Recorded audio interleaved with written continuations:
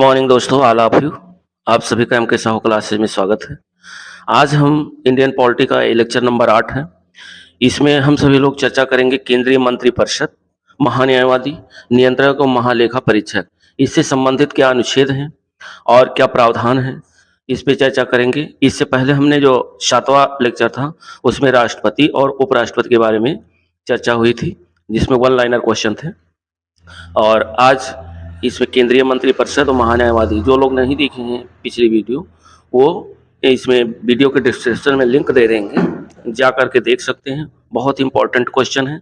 और आज वाला जो वीडियो है वो तो और ही इम्पोर्टेंट है, क्योंकि यहाँ से क्वेश्चन बनते ही बनते हैं। मंत्रिपरिषद और महान्यायवादी, नियंत्रक और महालेखा परीक्षक, यहाँ से 1 से 2 क्वेश्चन आपको हर एग्जाम में, अपकमिंग कोई भी एग्जाम हो उसमें देखने को मिलेंगे ही मिलेंगे। तो देर न करते हुए वीडियो को शुरू करते हैं। और वीडियो अच्छा लगेगा दोस्तों तो लाइक, शेयर और अपने मित्रों के साथ सब्सक्राइब जरूर करेंगे। चलिए, पहला जो पॉइंट दिया हुआ है वो ये है कि केंद्र सरकार का प्रमुख होता है। तो केंद्र सरकार का जो प्रमुख होता है वो प्रधानमंत्री होता है, जबकि सबसे बड़ी जो पोस्ट होती है वो राष्ट्रपति की होती है। लेकिन अब केंद्र सरकार का जो प्रमुख इसमें होता है वो है प्रधानमंत्री। दूसरा पॉइंट कह रहा है कि प्रधानमंत्री की नियुक्ति किसके द्वारा की जाती है। तो प्रधानमंत्री की नियुक्ति बहुत बार क्वेश्चन पूछा गया है, ये राष्ट्रपति के द्वारा की जाती है। अगला पॉइंट कह रहा है कि भारत का प्रधानमंत्री बनने के लिए जो न्यूनतम आयु है वो कितने वर्ष होनी चाहिए। तो 25 वर्ष होनी चाहिए। दोस्तों, फास्ट रिवीजन के साथ चलते हैं, और अगर आपको ज़्यादा वो लगे तो वीडियो को कम जो है वॉल्यूम में करके आप लोग देख सकते हैं, स्पीड कम करके। यदि भारत के प्रधानमंत्री संसद के उच्च सदन के सदस्य हैं तो वह अविश्वास प्रस्ताव की स्थिति में अपने पक्ष में मत नहीं दे सकेंगे। यानी अविश्वास जो प्रस्ताव होगा उसमें प्रधानमंत्री जो है अपना मत नहीं दे सकेंगे यदि वह उच्च सदन के सदस्य हैं। तो उच्च सदन जैसे लोकसभा होता है, राज्यसभा होता है। लोकसभा निम्न सदन है और राज्यसभा उच्च सदन है। यदि वो उच्च सदन के सदस्य हैं तो अपने पक्ष में मत नहीं दे सकते किस स्थिति में, यदि अविश्वास प्रस्ताव होता है तो। अगला पॉइंट कह रहा है कि संसदीय शासन व्यवस्था में वास्तविक कार्यपालिका शक्ति किसके अधीन होती है। तो वास्तविक जो कार्यपालिका शक्ति होती है वो प्रधानमंत्री के अधीन होती है। लोकसभा में अविश्वास प्रस्ताव प्रस्तुत करने के लिए लोकसभा सदस्यों की जो न्यूनतम कितनी संख्या होनी चाहिए। यदि अविश्वास प्रस्ताव प्रस्तुत करते हैं तो लोकसभा में सदस्यों की जो न्यूनतम संख्या है वो 50 होनी चाहिए, तभी आप अविश्वास प्रस्ताव प्रस्तुत कर सकते हैं। नेक्स्ट क्वेश्चन कह रहा है कि भारत का प्रधानमंत्री सामान्यतया किस सदन का सदस्य होता है। तो सामान्यतया वो लोकसभा का सदस्य होता है, लोकसभा। और राज्यसभा का सदस्य भी प्रधानमंत्री बन सकता है। अगला पॉइंट है कि भारतीय संविधान के अनुच्छेद 75 प्रधानमंत्री एवं अन्य मंत्रियों की नियुक्ति मंत्रिपरिषद के आकार, उत्तरदायित्व का निर्धारण करता है। यानी ध्यान रखिएगा, ये बहुत बार पूछा गया है कि प्रधानमंत्री की नियुक्ति या केंद्र सरकार के जो मंत्रिपरिषद हैं या मंत्रियों की नियुक्ति किस अनुच्छेद के तहत होती है। तो अनुच्छेद 75। अनुच्छेद 75 में प्रधानमंत्री की नियुक्ति होती है और अन्य जो केंद्रीय मंत्री होते हैं उनकी नियुक्ति इसी अनुच्छेद के तहत होती है, अनुच्छेद 75। नेक्स्ट पॉइंट कह रहा है कि मंत्रिमंडल में कुल मंत्रियों की संख्या प्रधानमंत्री सहित लोकसभा के सदस्यों की कुल संख्या के 15% से अधिक नहीं होगी। यानी सपोज दैट यदि 500 लोकसभा सीटें हैं तो इनका कुल 15% अर्थात 15×5 = 75 मंत्री से ज़्यादा नहीं बनाए जा सकते हैं। तो ये है, इसमें ये कह रहा है कि ये प्रावधान कह रहा है कि किस संविधान संशोधन के द्वारा किया गया। तो ये संविधान संशोधन द्वारा किया गया 91वां संविधान संशोधन 2003 के द्वारा।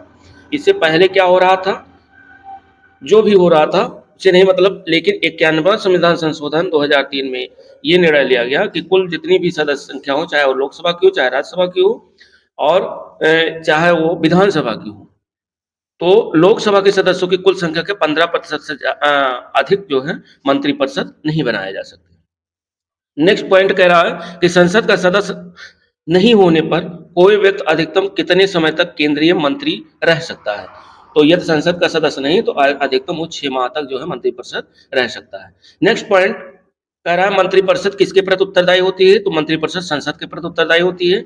अगला पॉइंट, भारत के संविधान के किस अनुच्छेद में यह प्रावधान किया गया है कि प्रत्येक राज्य की कार्यपालिका शक्ति का इस प्रकार प्रयोग किया जाएगा जिससे संघ की कार्यपालिका शक्ति पर कोई प्रतिकूल प्रभाव न पड़े।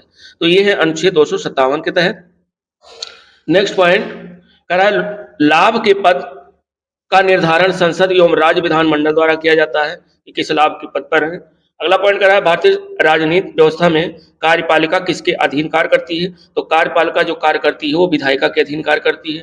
नेक्स्ट पॉइंट है जवाहरलाल नेहरू की कैबिनेट में पहले गृह मंत्री तथा बाद में रक्षा मंत्री कौन बने, तो कैलाश नाथ काटजू जो है ये जवाहरलाल नेहरू कैबिनेट में पहले गृह मंत्री बने और बाद में रक्षा मंत्री बनाए गए थे।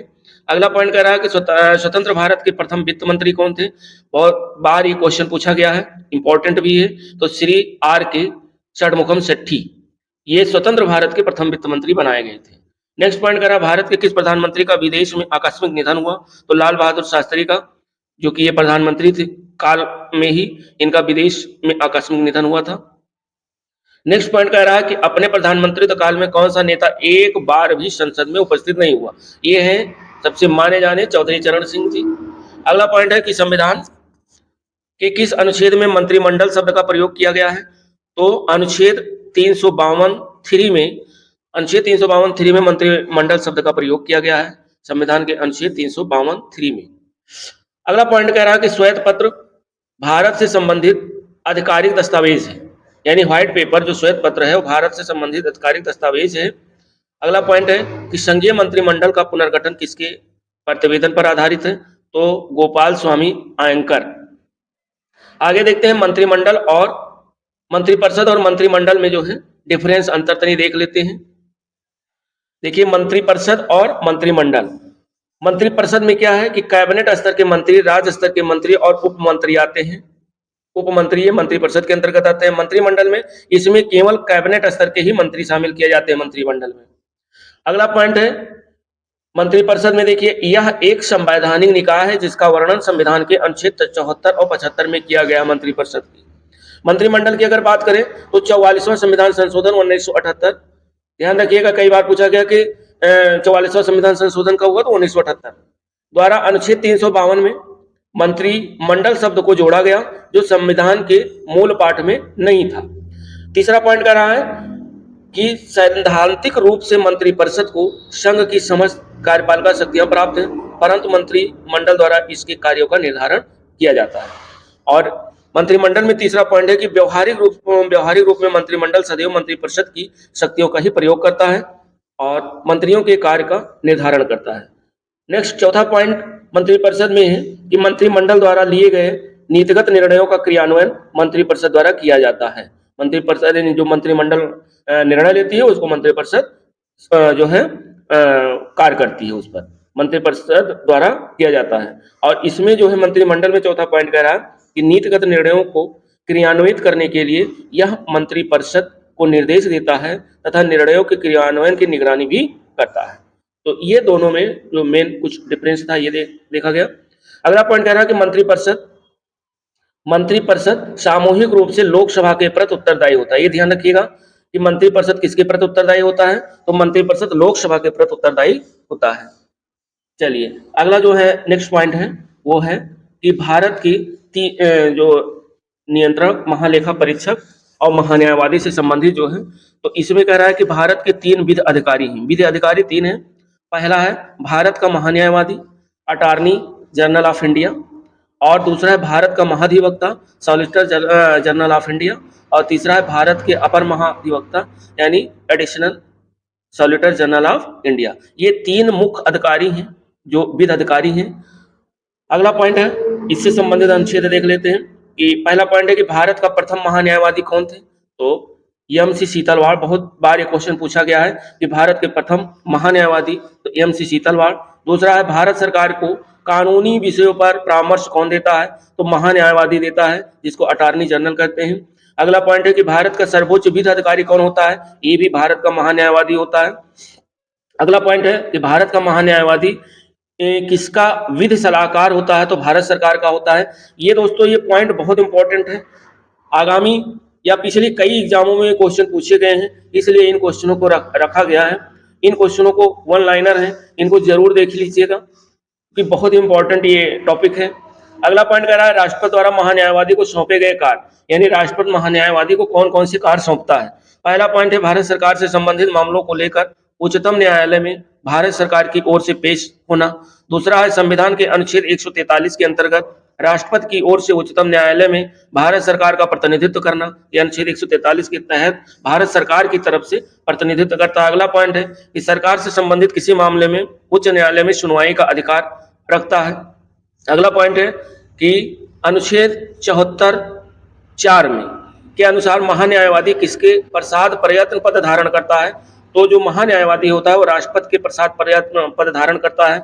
अगला पॉइंट है कि भारत के महान्यायवादी को संसद के दोनों सदनों में बोलने, कार्रवाइयों में सम्मिलित होने, किसी भी संसदीय कमेटी का सदस्य होने का अधिकार है, परंतु वोट देने का अधिकार नहीं है, वोट नहीं दे सकता महान्यायवादी। अगला पॉइंट है सॉलिसिटर जनरल। सॉलिसिटर जनरल कौन होता है, तो महान्यायवादी का अधीनस्थ जो होता है वह सॉलिसिटर जनरल होता है। अगला पॉइंट है वर्तमान में भारत के महान्यायवादी कौन है, तो के वेणुगोपाल, ये भारत के महान्यायवादी हैं। अगला पॉइंट है कि महान्यायवादी का पद संविधान के अनुच्छेद 76 के अंतर्गत, अब पूछा जा सकता है कि महान्यायवादी का पद संविधान के किस अनुच्छेद के तहत है, तो अनुच्छेद 76 के तहत है, के अंतर्गत एक संवैधानिक पद है, जबकि महाधिवक्ता का पद संवैधानिक न होकर वैधानिक है। जो महाधिवक्ता है उसका पद वैधानिक है, लेकिन महान्यायवादी का पद संवैधानिक है और अनुच्छेद 76 के तहत है। अगला पॉइंट देखते हैं कि भारत के प्रथम नियंत्रक और महालेखा परीक्षक कौन थे, तो भारत के प्रथम नियंत्रक और महालेखा परीक्षक वी नरहरि राव थे, वी नरहरि राव थे।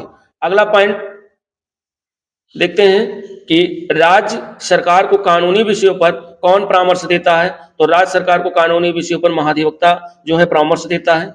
अगला पॉइंट कह रहा है कि संसद की लोक लेखा समिति की बैठकों में कौन उपस्थित रहता है, तो भारत का नियंत्रक और महालेखा परीक्षक संसद की लोक लेखा समिति में उपस्थित रहता है। अगला पॉइंट देखते हैं कि भारत के नियंत्रक और महालेखा परीक्षक के पद का सृजन किसके द्वारा किया जाता है, तो संविधान के द्वारा किया गया है। अगला पॉइंट है भारत के नियंत्रक महालेखा परीक्षक का कार्यकाल कितना होता है, तो नियंत्रक और महालेखा परीक्षक का कार्यकाल 6 वर्ष होता है, ध्यान रखिएगा। और लोग 5 वर्ष कर दे रहे हैं, गलत है, 6 वर्ष होता है। अगला पॉइंट देखिए, भारत का नियंत्रक और महालेखा परीक्षक किसका मार्गदर्शक होता है, तो लोक लेखा समिति का मार्गदर्शक होता है। नेक्स्ट पॉइंट है कि नियंत्रक महालेखा परीक्षक को लोक निधि का मुख्य अभिभावक कहा जाता है। लोक निधि का मुख्य अभिभावक किसे कहा जाता है, तो नियंत्रक और महालेखा परीक्षक को कहा जाता है। अगला पॉइंट है राज्य एवं केंद्र सरकारों के सभी खर्चों की वित्तीय जांच कौन करता है, तो नियंत्रक एवं महालेखा परीक्षक करता है। नेक्स्ट पॉइंट कह रहा है कि नियंत्रक एवं महालेखा के पेंशन एवं भत्ते किस पर आधारित होते हैं, बहुत इंपॉर्टेंट है, तो भारत सरकार की संचित निधि पर आधारित होते हैं। वेरी वेरी इंपॉर्टेंट क्वेश्चन है। नेक्स्ट क्वेश्चन कह रहा है कि भारत के नियंत्रक एवं महालेखा परीक्षक से संबंधित जो अनुच्छेद हैं उनको देख लेते हैं। ये अनुच्छेद बहुत बार पूछा गया है, अनुच्छेद 148 कि भारत के नियंत्रक एवं महालेखा परीक्षक की नियुक्ति एवं पद मुक्ति किस अनुच्छेद में है, तो अनुच्छेद 148 में है। नियंत्रक एवं महालेखा परीक्षक के कार्य एवं शक्तियां किस अनुच्छेद में है, अनुच्छेद 149 में है। संघ एवं राज्यों के लेखा प्रारूपों के संबंध में राष्ट्रपति को सलाह किस अनुच्छेद के तहत दी जाती है, तो अनुच्छेद 150 के तहत दी जाती है। और लास्ट जो पॉइंट है वो कह रहा है कि अंकेक्षक का जो प्रतिवेदन रिपोर्ट होती है वो किस अनुच्छेद के तहत आती है, तो अनुच्छेद 151 के तहत। दोस्तों वीडियो बहुत बड़ा नहीं है, छोटा है, एंड तक आपने देखा, धन्यवाद। इसमें जो मेन पॉइंट है अनुच्छेद 148 बहुत इंपॉर्टेंट है, अनुच्छेद 151 भी और 150 भी, तो ये पॉइंट आप लोग जरूर देखिएगा क्योंकि इम्पॉर्टेंट टॉपिक है, यहाँ से क्वेश्चन बनते ही बनते हैं। तो अब फिर नेक्स्ट वीडियो में मिलते हैं, तब तक के लिए दोस्तों आज्ञा दीजिए। नमस्कार, जय हिंद। वीडियो अच्छी लगे तो लाइक शेयर और दोस्तों के साथ सब्सक्राइब जरूर करें।